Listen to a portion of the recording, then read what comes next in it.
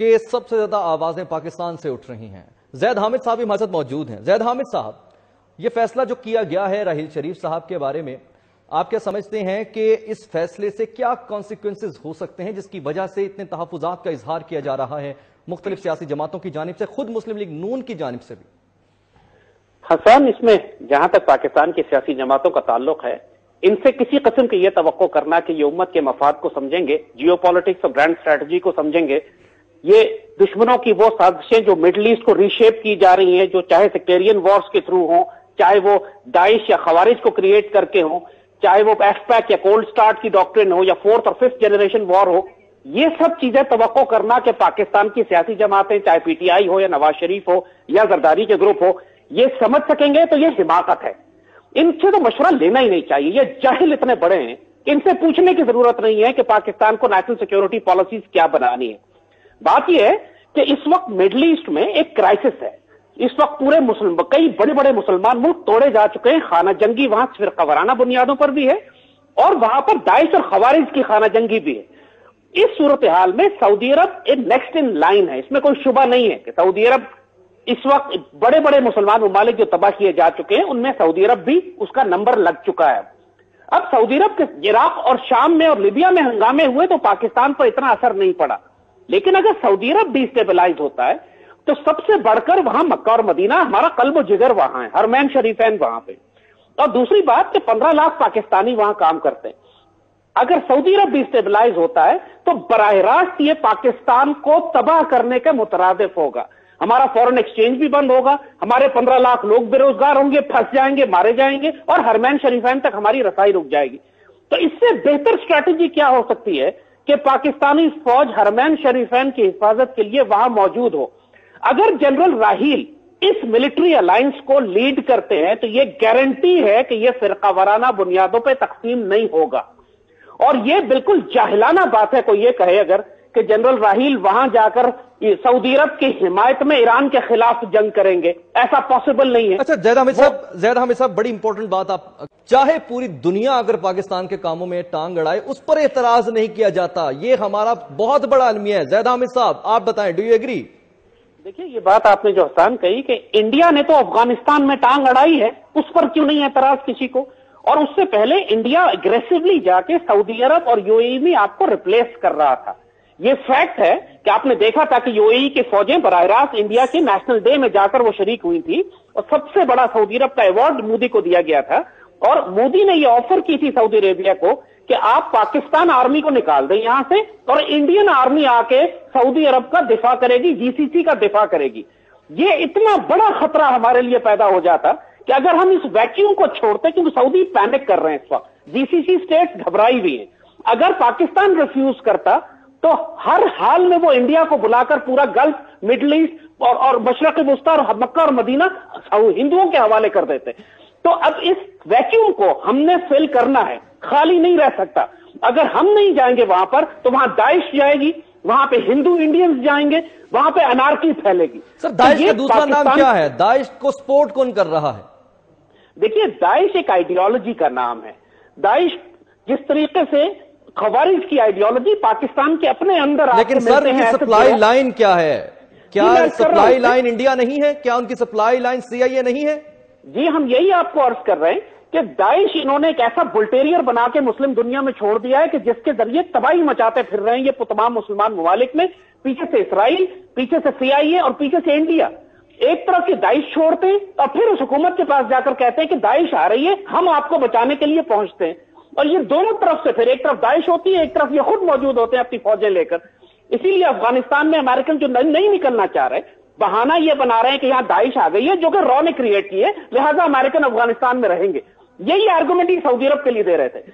تو یہ جو بات کی ہے جنرل راحیل کی سعودی عرب والی پوسٹنگ کی، تو یہاں پر اگر ایک ملٹری الائنس بنتا ہے جس کا سیکریٹریٹ بنے گا، جس کی ایک کمانڈ بن رہی ہے، جس کو اب واضح ہوگا. کیا اس چیز کو اب سمجھ نہیں لینا چاہیے کہ ہم صرف پاکستان کے اندر رہتے ہوئے پاکستان کے معاملات کو دیکھنے کی بجائے انٹرنیشنل چینجنگ یہ سینیریو جو بدل رہا ہے اس کے مطابق اس اتحاد کی اہمیت کو سمجھتے ہوئے آپ اپنے تحفظات کا ایسے اظہار نہ کریں ایسے لگے کہ وہ امریکہ کی زبان ہے یا بھارت کی زبان ہے؟ دیکھیے حسان، یہی بات ہو رہی ہے. اس وقت دنیا کا کون سا ملک ہے آپ مجھے بتائیے جو صرف اپنی سرحدوں کے اندر بیٹھ کے اپنے مفادات کا تحفظ کر رہا ہے؟ آپ ایران کو دیکھیے تو پورے خطے میں ہے، ترکی کو دیکھیے تو پورے خطے میں ہے، سعودی عرب پورے خطے میں ہے، امریکہ پورے خطے میں، انڈیا پورے خطے میں، روس اور چین پوری دنیا پر قبضہ کرنے کا پلان بنا رہے ہیں. تو ہمیں کس کی بد دعا لگی ہے کہ ہم اپنی سرحدوں کے اندر رہ کر صرف مار کھاتے رہیں، دنیا ہمارے گرد جال بنتی رہے، دنیا ہمارے گرد الائنسز بناتی رہے، اور ہمیں صرف ایک صدقے کے طور پر کسی الائنس کے ساتھ جوڑ دیا جائے. سی پیک بھی چائنا کا پروجیکٹ ہے، سی پیک میں بھی چائنا انیشیٹو لے رہا ہے. ہماری گورنمنٹ کے پاس تو ٹرمز آف ریفرنس ہی نہیں ہے ابھی تک، سی پیک اتھارٹی نہیں بنائی. ابھی تک ہمیں یہ نہیں پتا کہ اکنامک زونز میں ہمارا شیئر کتنا ہے، چائنا کا شیئر کتنا ہے. اور اب نئی رپورٹس آ رہی ہیں کہ بلیک واٹرز اب چائنا کے ذریعے آ کے چائنیز سیکورٹی میں ایک آرمی، پرائیویٹ آرمی بنا رہی ہے، اور وہاں سے یہ سی پیک کے رستے، سی پیک کی سیکورٹی کے لیے پاکستان میں داخل ہوں گے کیونکہ ہم نے مغرب سے بلیک واٹرز کا رستہ روک دیا تھا. تو دنیا تو چاروں طرف اسٹریٹجی بنا رہی ہے، الائنسز بنا رہی ہے. یہ وہ وقت ہوتا ہے جب ایگریسو ڈپلومیسی کی ضرورت ہے، پرو ایکٹیو ڈپلومیسی کی، اپنی سرحدوں سے باہر نکلنے کی. اور یہ ہماری احمق سیاسی جماعتیں جن کا ہم نے آپ کو کہا کہ یہ تو سی پیک، ایس پیک اور کولڈ اسٹارٹ کو اور فورتھ اور ففتھ جنریشن وار کو نہیں جانتی. ان سے کیا توقع آپ کرتے ہیں کہ یہ بات کریں گے پاکستان کے انٹرسٹ کو پروٹیکٹ کرنے کی 21ویں صدی میں اور آنے والے دور میں؟ بالکل. زید حامد بلوچ صاحب، وزیر سربراہ پاکستان مسلم لیگ نون کے ایک سینئر رہنما، وہ بھی اس بارے میں یہی کہتے ہیں کہ یہ ایک صحیح فیصلہ نہیں ہوا، ان کی شخصیت کو متنازع بنا دے گا، پاکستان کے کئی دوست ملک ناراض ہو جائیں گے، دوست ممالک سے تعلقات خراب ہو جائیں گے. یہ اتنا فشی معاملہ کیوں چل رہا ہے جس سے پاکستان کے خود باہر جو ایک امیج ہے وہ اور زیادہ یقیناً جگ گھسائی کا موقع دیں گے یہ لوگ اس طرح بات کر کے؟ دیکھیے یہ ایک انفارچونیٹ بات ہے. جیسے ہم نے کہا کہ ایک تو نہ نگاہ بلند ہے، نہ سخن دل نواز، نہ جاں پرسوز. یہاں پہ جتنی بھی پولیٹیکل لیڈرشپ ہے یہ سارے کے سارے تو لٹرل احمق ہیں as far as geopolitics is concerned. لیکن بدنصیبی کی بات یہ ہے کہ یہاں فرقہ وارانہ ایسپیکٹ ڈیفینیٹلی ڈومیننٹ ہے بہت سارے لوگوں کے اوپینینز میں. وہ امت کے مفاد کو دیکھنے کے بجائے، پاکستان کے مفاد کو دیکھنے کے بجائے اپنے مسلک یا اپنے فرقے کے مفادات کے حق میں بات کرنا چاہتے. اور جہاں تک اس بات کا تعلق ہے کہ تاریخی طور پر پاکستان نے مسلم دنیا کے فرقہ وارانہ اختلافات میں ہمیشہ ایک مصالحت کار کا، ایک پیسیفائر کا رول ادا کیا ہے. چاہے ایران عراق جنگ بھی تھی تو اس کو رکوانے میں پاکستان کا بہت بڑا کردار تھا. جب یاسر عرفات، جب انہوں نے مصر کو باہر نکال کر پھینک دیا تھا OIC سے، تو اس وقت عربوں کے درمیان کے جو اختلاف تھے اس میں بھی جنرل ضیاء کا کردار تھا کہ ان کو واپس لے کر آئے تھے. اور اس وقت بھی جنرل ضیاء کو قیادت دی گئی تھی امت مسلمہ کی نمائندگی کرنے کی، کہ یونائٹڈ نیشنز میں جا کے جنرل ضیاء نے خطاب کیا تھا اور پوری مسلم دنیا کی نمائندگی کی تھی.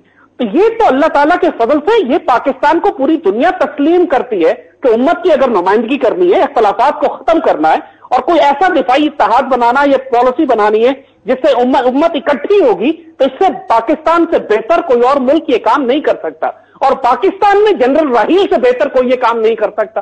لہذا یہ پاکستانی قوم کا، جیسے ہم نے کہا کہ انفارچونیٹلی جانتے بوجھتے بھی اپنے آپ کو ایک تو احمق ہے اور دوسری طرف فرقہ وارانہ نظریات رکھتے ہیں یا پاکستان کے مخالف اور خائن ہیں.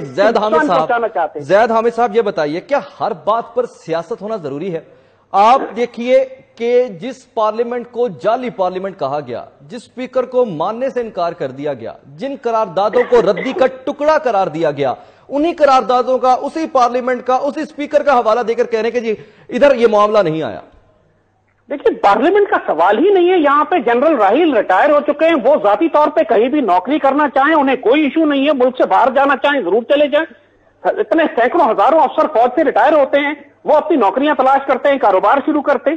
پاکستان آرمی تو نہیں جا رہی، پاکستان آرمی کے ریٹائرڈ افسر جا رہے ہیں جن کو انوائٹ کیا گیا ہے ان کی عزت کی وجہ سے کہ آپ آ کر ایک پلان بنا دیں.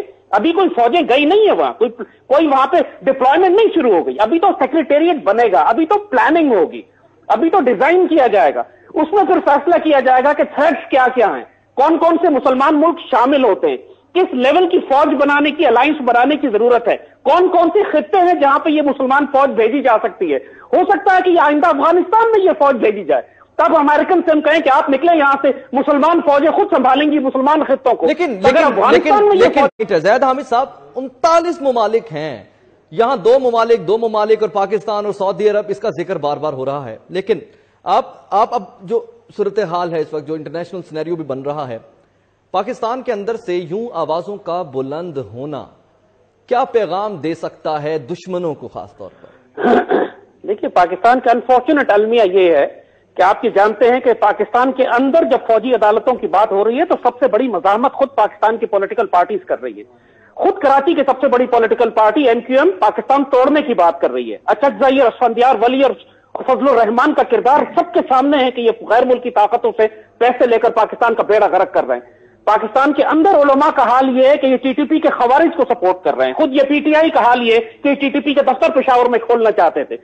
इन लोगों के इंटेलेक्ट अस्तगफिरुल्लाह तो छोड़ की बात है, इनकी तो नीयतें खराब हैं। ये तो पाकिस्तान के नादान दोस्त से भी आगे तो दाना दुश्मनों की कैटेगरी पर पहुंच चुके हैं ये लोग। इनकी राय को तो हम कोई अहमियत देते ही नहीं है।